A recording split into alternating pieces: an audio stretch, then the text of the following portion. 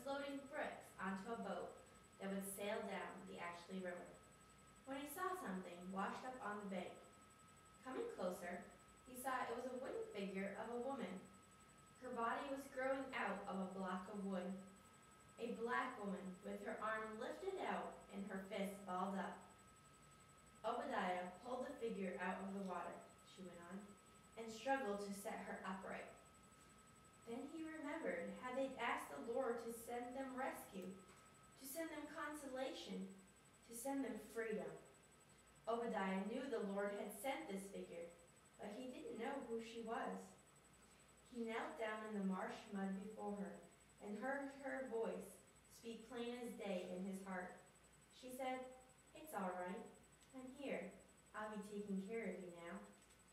This story was 10 times better than the Beatrix and August glided back and forth across the room as she spoke.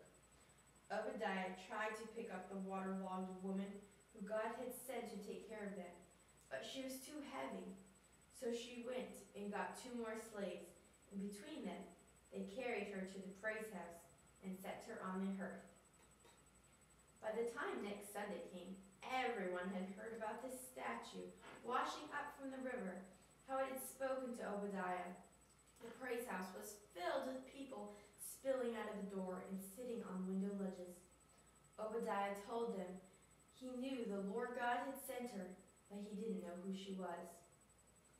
Now the oldest of the slaves was a woman named Pearl. She walked with a stick, and when she spoke, everyone listened. She got to her feet and said, "This here is the mother of Jesus." Everyone knew the mother of Jesus was named Mary, and that she had seen suffering of every kind, that she was strong and constant and had a mother's heart.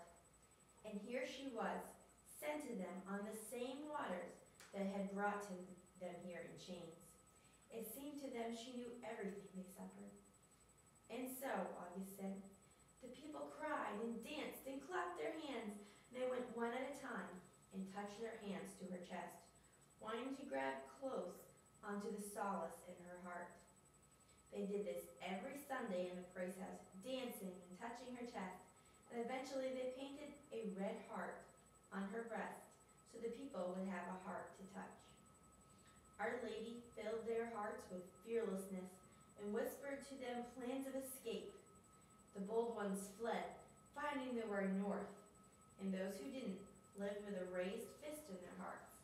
And if it ever grew weak, they would only have to touch her heart again. She grew so powerful, she became known even to the master. One day, he hauled her off on a wagon and chained her in the carriage house. But then, without any human help, she escaped during the night and made her way back to the praise house. The master chained her in the barn 50 times, and 50 times she loosed the chains and went home. Finally, he gave up and let her stay there. The people called her Our Lady of Chains. They called her not because she wore chains.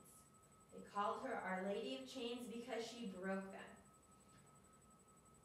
June wedged a cello between her legs and played Amazing Grace, and the daughters of Mary got to their feet and swayed together like a colorful seaweed on the ocean floor.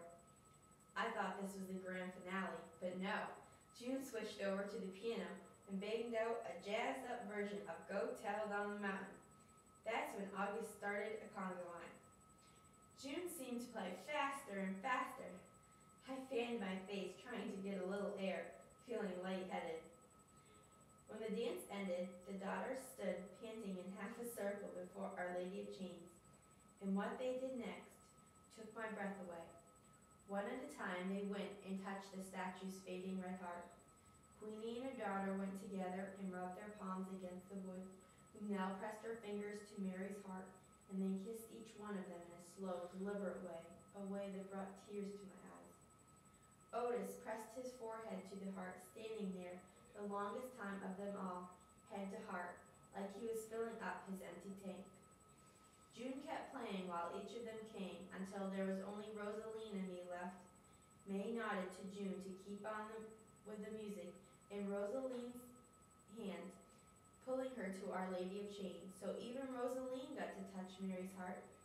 I wanted to touch her vanishing red heart too, as much as anything I'd ever wanted. As I rose from my chair, my head was still swimming some. I walked toward Black Mary with my hand lifted, but just as soon as I was about to reach her, June stopped playing. She stopped right in the middle of the song, and I was left in the silence with my hand stretched out. Jarring it back, I looked around me, and it was like seeing everything through a train's thick window. A blur passed before me, a moving wave of color. I'm not one of you, I thought. My body felt numb. I thought how nice it would be to grow smaller and smaller until I was a dot of nothing.